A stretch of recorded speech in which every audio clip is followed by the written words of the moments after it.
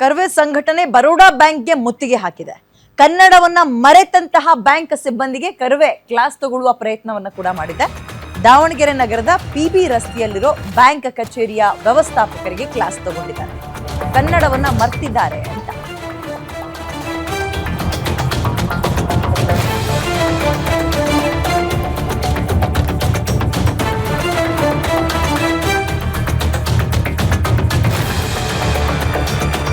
ಎಲ್ಲ ಬ್ಯಾಂಕ್ಗಳಲ್ಲಿ ತ್ರಿಭಾಷಾ ಸೂತ್ರ ಇರಬೇಕು, ಆದ್ರೆ ಕನ್ನಡಕ್ಕೆ ಆದ್ಯತೆ ಇಲ್ಲ ಇಲ್ಲಿ ಅಂತ ಕರವೇ ಆಕ್ರೋಶವನ್ನು ವ್ಯಕ್ತಪಡಿಸ್ತಾ ಇದೆ. ಕಚೇರಿಯ ವ್ಯವಸ್ಥಾಪಕರಿಗೆ ಕನ್ನಡ ಮರೆಯದಂತೆ ಕ್ಲಾಸ್ ತಗೊಂಡಿದ್ದಾರೆ. ಎಲ್ಲಾ ಬ್ಯಾಂಕಲ್ಲಿ ತ್ರಿಭಾಷಾ ಸೂತ್ರ ಇರುತ್ತೆ, ಆದ್ರೆ ಕನ್ನಡಕ್ಕೆ ಇಲ್ಲಿ ಆದ್ಯತೆನೇ ಇಲ್ಲ ಅಂತ ಆಕ್ರೋಶ ವ್ಯಕ್ತಪಡಿಸೋದ್ರ ಮುಖಾಂತರ 1 ವಾರ ಟೈಮ್ ಕೊಡ್ತೀವಿ, ಅಷ್ಟೊತ್ತಿಗೆ ಅರ್ಜಿಗಳು ಕನ್ನಡದಲ್ಲಿ ಇರಬೇಕು ಅಂತ ವಾರ್ನಿಂಗ್ ಕೊಟ್ಟಿದ್ದಾರೆ. ಸೊ ಅಲ್ಲಿಗೆ ಇವ್ರೇನ್ ಫಾರ್ಮ್ ಎಲ್ಲ ಅಬ್ಸರ್ವ್ ಮಾಡಿದ್ದಾರೆ. ಹಿಂದಿ ಇಂಗ್ಲಿಷ್ ಇದ್ದಂಗೆ ಕಾಣಿಸ್ತದೆ, ಕನ್ನಡವನ್ನ ಮರ್ತಿದ್ದಾರೆ. ತ್ರಿಭಾಷಾ ಸೂತ್ರ ಕೇವಲ ಪಠ್ಯಕ್ಕೆ ಪುಸ್ತಕಕ್ಕೆ ಮಾತ್ರ ಸೀಮಿತ ಆಗೋದಲ್ಲ, ಎಲ್ಲ ಕಡೆಯಿಂದಲೂ ಕೂಡ ಫಸ್ಟ್ ರಾಜ್ಯದಲ್ಲಿ ರಾಜ್ಯದ ಭಾಷೆ, ನಾಡಿನ ಭಾಷೆಗೆ ಆದ್ಯತೆ ಕೊಡಬೇಕು, ಕನ್ನಡ ಯಾಕಿಲ್ಲ ಅಂತ ಕ್ಲಾಸ್ ತಗೊಂಡಿದ್ದಾರೆ. ಇನ್ನೊಂದು ವಾರ ಟೈಮ್ ಕೂಡ ಕೊಟ್ಟು ಬಂದಿದ್ದಾರೆ. ಬರೋಡಾ ಬ್ಯಾಂಕ್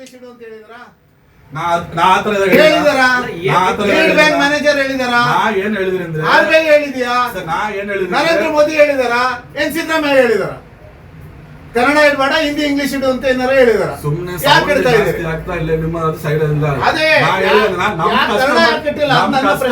ಇಲ್ಲಿ ಬಂದು ಇಲ್ಲಿ ಯಾವ್ದು ಅನುಕೂಲ ಆಗಿಲ್ಲ, ಇಲ್ಲ ಪ್ರಾಬ್ಲಮ್ ಆಗಿತ್ತು, ಡಿಫಿಕಲ್ಟಿ ನಮ್ ಕಸ್ಟಮರ್ ಅವ್ರು ಒಬ್ಬರೇ ಹಾಕಬೇಡ. ನಿಮ್ಗೆ ಕಂಪ್ಲೇಂಟ್ ಹಾಕ್ಬೇಕಾ, ನೀವು ಕಂಪ್ಲೇಂಟ್ ಹಾಕಿ, ಸೌಂಡ್ ಹಾಕಿ ಜಗಳ ಮಾಡಬೇಡ. ಜಗಳ ಮಾಡಕ್ ಬಂದಿಲ್ಲ, ಆಗ್ಬೇಕಾಗಿರೋ ಕೆಲಸ ಮ್ಯಾನೇಜರ್ ನಿಮಗೆ ಹೇಳಲೇಬೇಕು.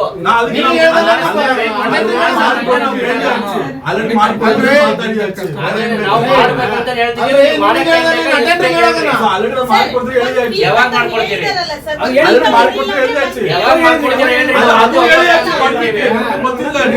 ಆಯ್ತು, ನಾವು ತಪ್ಪು ಮಾಡಿದೀವಿ, ಏನು ಅನುಕೂಲ. ಇವಾಗ ರೈತರು ಬಂದು ಫಾರಂ ಕೇಳಿದಾರೆ, ಅದಕ್ಕೆ ನಾವು ಬಂದು ಇಷ್ಟೊತ್ತಾಗೂ ನೀವು ಒಂದು ಫಾರಂ ತಂದ್ಕೊಟ್ಟಿದ್ದೀರಾ.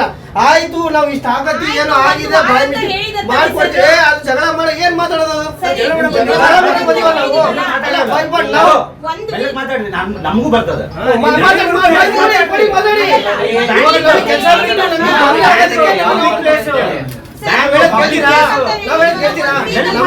ತೊಂದರೆ ಆಗಿದ್ದಕ್ಕೆ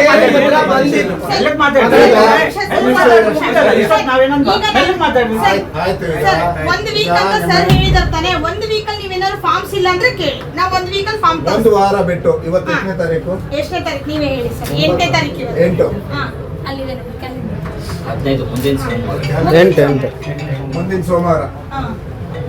ಸೋಮವಾರ ಅಲ್ಲ, ಮಂಗಳವಾರ ದಿವಸ ಬರ್ತೇವೆ. ಸರಿ ಸರ್, ಆಯ್ತು. 8 ಅಲ್ಲ 9ನೇ ದಿನಕ್ಕೆ ಬರ್ತೇವೆ. ಇಲ್ಲಿ ಕೊಟ್ಟಿದೀವಲ್ಲ, ಚಲನಿಂದ ಹಿಡಿದು ಈ ಖಾತೆ ಫಾರಂ ಇಂದ ಹಿಡಿದು ನಿಮ್ಮ ಎಲ್ಲಾರು ಒಂದಾದ್ರೂ ಕನ್ನಡ ನೋಡಿ, ಎಲ್ಲರೂ ಕನ್ನಡ ಮಾಡ್ತಾ ಇದ್ದೀವಿ. ಗ್ರಾಹಕರು ಎಲ್ಲ ಇಂಗ್ಲಿಷ್ ತರ ಆಗ್ಬಿಟ್ಟಾರೆ, ಯಾರು ಒಬ್ಬರಿಗೂ ಕೇಳಂಗೆ ಇಲ್ಲ. ಏನ್ರಿ ಇದು ಯಾಕಲ್ಲ ಕನ್ನಡ ಅಂತೇಳಿ ಅಲ್ಲಿ ಏನ್ ಗೊತ್ತಾಗಬೇಕು?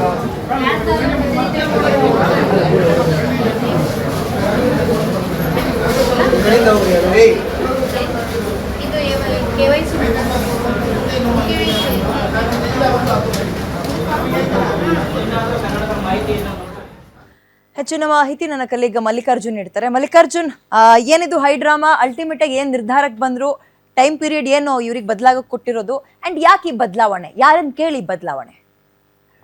ವಿಜಯ, ಏನಂತಂದ್ರೆ ಬ್ಯಾಂಕ್ ಆಫ್ ಬರೋಡಾದಲ್ಲಿ ಇಷ್ಟು ದಿನಗಳ ಕಾಲ ಅಲ್ಲಿ ಬರ್ತಕ್ಕಂಥ ಮ್ಯಾನೇಜರ್ ಏನಿದ್ದಾರೆ, ಸರಿಯಾದ ರೀತಿಯಲ್ಲಿ ಅವರು ಬಂದಂತಹ ಗ್ರಾಹಕರಿಗಾಗಿರ್ಬೋದು, ಬಂದಂತಹ ಏನು ಬ್ಯಾಂಕ್ ನಲ್ಲಿ ವ್ಯವಹಾರ ಮಾಡ್ತಕ್ಕಂಥ ಜನರಿಗೆ ಕನ್ನಡದಲ್ಲಿ ವ್ಯವಹಾರ ಮಾಡಿದ್ರೆ ಅವರಿಗೆ ಉದ್ದಾಟತನದ ಒಂದು ಮಾತಾಡತಕ್ಕಂಥದ್ದು ಮತ್ತೆ ಉದ್ದಾಟತನದ ಒಂದು ಹೇಳಿಕೆಯನ್ನು ಕೊಡ್ತಕ್ಕಂಥದ್ದು ಮತ್ತೆ ಸರಿಯಾಗಿ ಅವರಿಗೆ ರೆಸ್ಪಾನ್ಸ್ ಮಾಡ್ತಾರಲ್ಲ.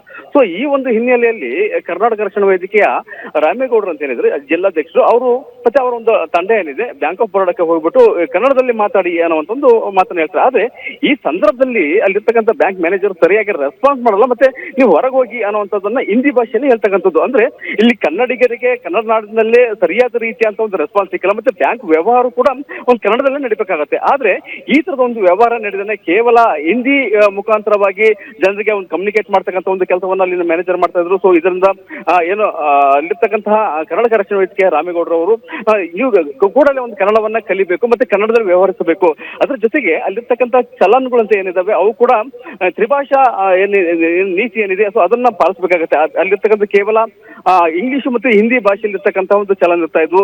ಆದ್ರೆ ಹಳ್ಳಿ ಹಿಡಿದಪಟ್ಟಕ್ಕಂಥ ಅಥವಾ ಕನ್ನಡ ಮಾತು ಗೊತ್ತಿರ್ತಕ್ಕಂಥ ಜನರಿಗೆ ಇದು ಬಹಳ ಸಮಸ್ಯೆ ಆಗ್ತಾ ಇತ್ತು, ಮತ್ತೆ ಬೇರೆಯವ್ರನ್ನ ಕೇಳ್ಕೊಂಡು ಅವರು ಅಲ್ಲಿ ಚಲನ ತುಂಬುವಂತ ಒಂದು ಪರಿಸ್ಥಿತಿ ಇತ್ತು.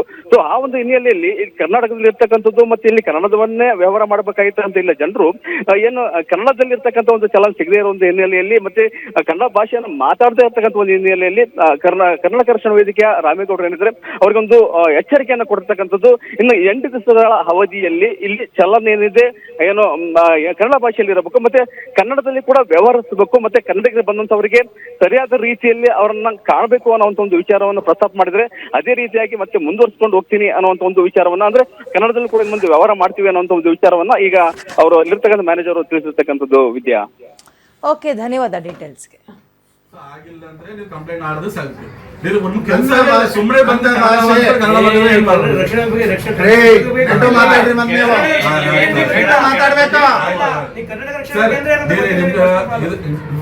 ಪೊಲೈಟ್ ಆಗಿ ಮಾತಾಡಿ.